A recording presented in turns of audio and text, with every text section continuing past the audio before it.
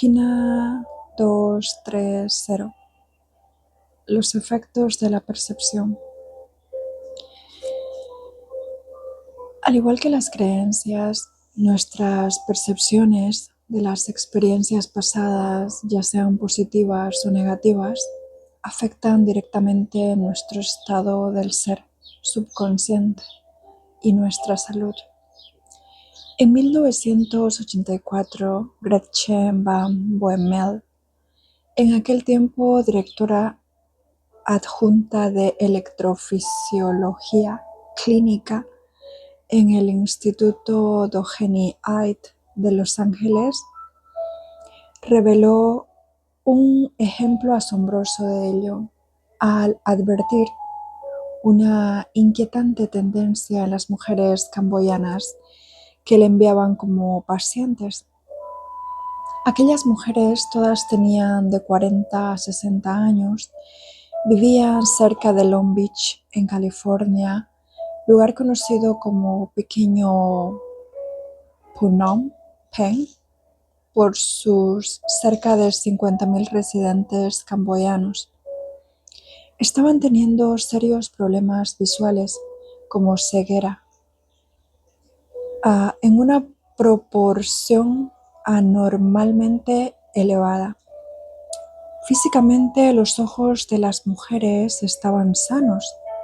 La doctora Van Boemel les hizo tomografías cerebrales para evaluar hasta qué punto le funcionaba el sistema visual y comparó los resultados con su capacidad visual.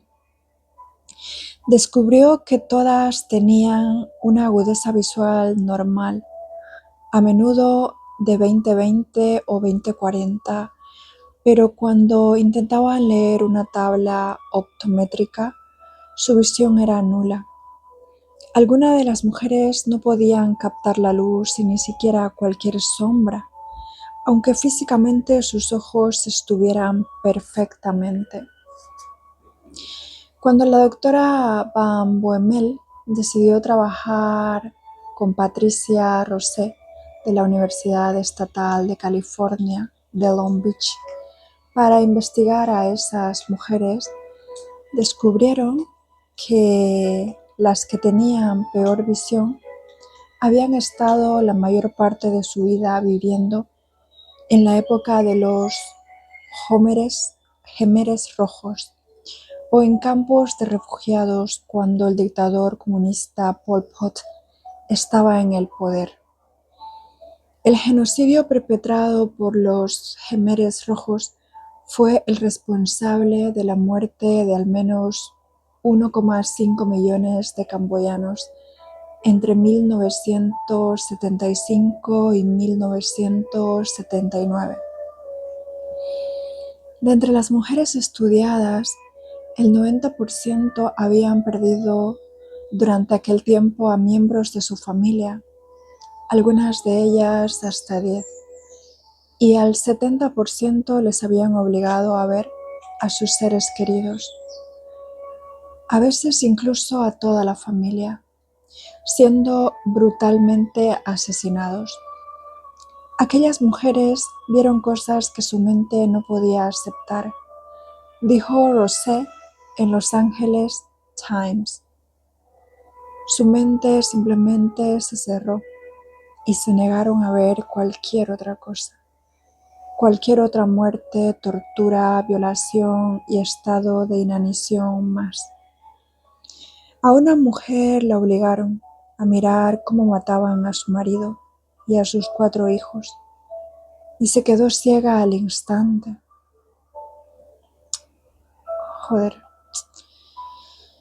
Otra tuvo que presenciar a un soldado Jemer Rojo golpeando brutalmente a su hermano y a sus 3 sobrinos hasta matarlos, incluyendo uno de 3 meses al que estamparon contra un árbol varias veces hasta acabar con él. Después de ver todas estas atrocidades, empezó a perder la visión. Esas mujeres también sufrieron maltratos físicos, hambre, humillaciones indecibles, abusos sexuales, torturas y jornadas de 20 horas de trabajos forzados. Aunque ahora estaban a salvo, muchas de ellas dijeron a los investigadores que preferían quedarse en casa, donde no podían evitar revivir los recuerdos de las atrocidades una y otra vez en sus pesadillas recurrentes y en los horribles pensamientos que les venían a la cabeza. Tras documentar un total de 150 casos de ceguera psicosomática en las mujeres camboyanas de Long Beach,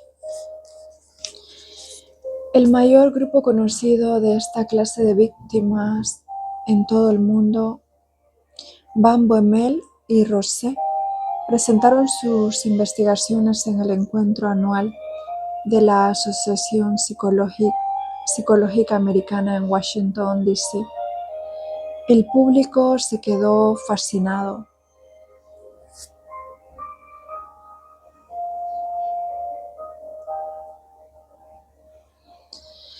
Las mujeres de este estudio no se volvieron ciegas o casi ciegas por alguna enfermedad ocular o problema físico, sino porque las escenas vividas les impactaron hasta tal punto emocionalmente que literalmente lloraron hasta no poder ver nada más. El gran impacto de ser obligadas a presenciar lo inaguantable hizo que no quisieran ver el mundo nunca más.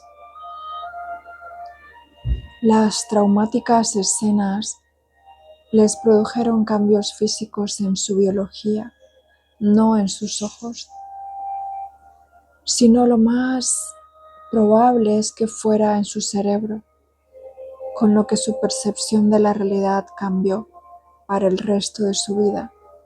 Y como no podían dejar de revivirlas en su mente una y otra vez, su visión nunca mejoraba. Aunque sea un ejemplo extremo, lo más probable es que nuestras experiencias traumáticas del pasado también nos produzcan efectos parecidos. Si tienes problemas de visión, ¿qué es lo que has decidido quizás no ver por las dolorosas o aterradoras vivencias que tuviste en el pasado? Y si tienes problemas auditivos, ¿qué es lo que no estás dispuesto a oír en tu vida? La figura 7,2 ilustra cómo llega a suceder.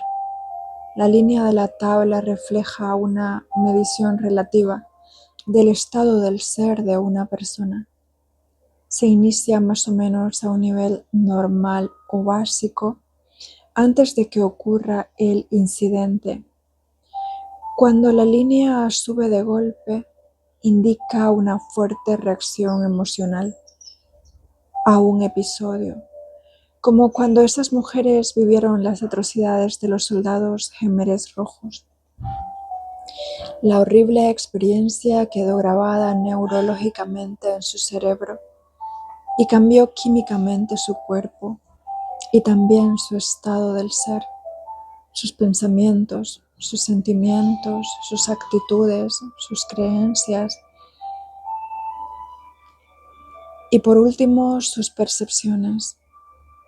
Cómo esas mujeres decidieron no ver el mundo nunca más. Su biología lo reflejó creando nuevas redes neurológicas y enviando nuevas señales químicas. Aunque la línea del gráfico acabe descendiendo y estabilizándose, no recupera el mismo nivel desde el que empezó a ascender, lo cual indica que la experiencia le ha cambiado a esa persona química y neurológicamente. En ese punto, las mujeres camboyanas empezaron a vivir en el pasado porque seguían condicionadas por la marca neurológica y química que la experiencia les dejó. Ya no eran las mismas mujeres.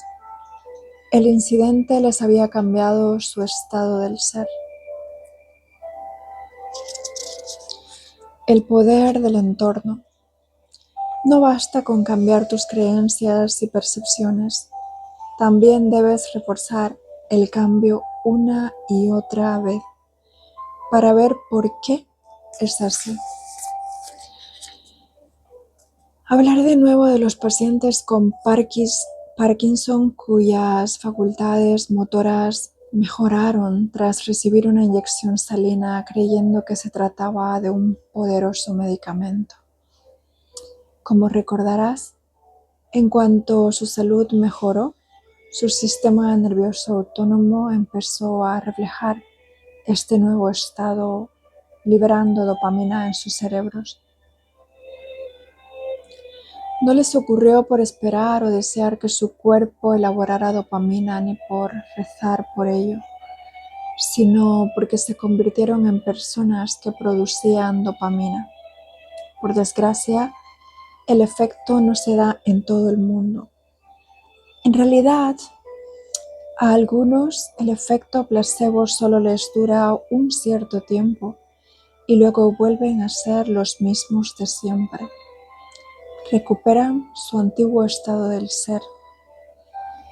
En el caso de los pacientes con Parkinson, cuando regresaron a casa y vieron a sus cuidadores, a sus parejas, durmieron en la misma cama, tomaron la misma comida, se sentaron en la misma sala de estar y tal vez jugaron al ajedrez con los mismos amigos que se quejaban de sus achaques.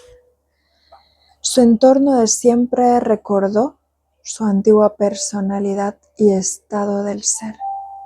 Como todas estas condiciones de su vida familiar les recordaron quiénes eran antes, volvieron a adquirir esas identidades y sus problemas motores reaparecieron. Se volvieron a identificar con su entorno. ¿Cómo puedes ver el entorno? Como puedes ver, el entorno es poderosísimo. Lo mismo les ocurre a los drogadictos que llevan muchos años sin consumir droga. Si los vuelves a poner en el mismo ambiente en el que se drogaban aunque no consuman ninguna droga, solo de estar en ese entorno ya se activan en sus células los mismos sitios receptores que activan las drogas. Y ello crea cambios fisiológicos en sus cuerpos como si se drogaran y aumenta su deseo de consumirlas. Su mente no lo puede controlar, es algo automático. Vamos a analizar este concepto un poco más.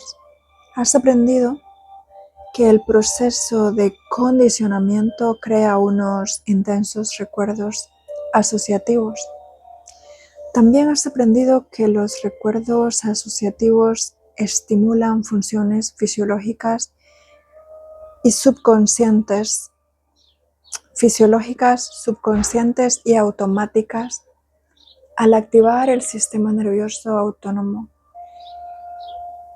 Piensa de nuevo en los perros de Pavlov. En cuanto los condicionó para que asociaran el sonido de la campanilla con la comida, su cuerpo cambiaba fisiológicamente enseguida sin que la mente consciente lo pudiera controlar.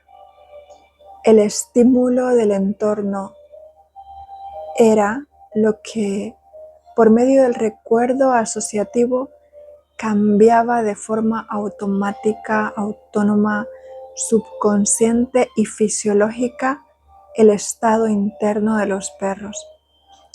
Se ponían a salivar y liberaban jugos gástricos al estar esperando la recompensa. Su mente consciente no era la que lo hacía, sino el estímulo del entorno que activaba los recuerdos asociativos precedente de la respuesta condicionada. Volvamos ahora a los pacientes con Parkinson y a los drogadictos. Se puede decir que en cuanto una de esas personas regresaba a su ambiente habitual, Su cuerpo adquiría el antiguo estado del ser de manera automática y fisiológica, sin que la mente consciente lo pudiera controlar. En realidad, el antiguo estado del ser, que ha estado años y años pensando y sintiendo de la misma forma, ha condicionado al cuerpo a convertirse en mente. Es decir, el cuerpo es la mente que responde al entorno. Por eso a cualquiera que se encuentre en esta clase de situación le cuesta tanto cambiar. Y cuanto mayor sea la adicción a la emoción, mayor será la respuesta condicionada al estímulo del entorno. Por ejemplo, pongamos que eres adicto al café y quieres dejar de serlo. Si te pasaras por mi casa y yo estuviera preparándome un café, al oír el ruido de la cafetera, oler el aroma que despedía y ver cómo me lo tomaba, te pasaría lo siguiente. En cuanto tus sentidos captaran esos estímulos del entorno, tu cuerpo como mente respondería de manera subconsciente y automática sin que tu mente consciente pudiera evitarlo, porque habrías condicionado a tu cuerpo a reaccionar así. Tu cuerpo, mente, ansiando recibir su recompensa fisiológica, lucharía contra tu mente para convencerte de que te tomaras un sorbo o dos de café.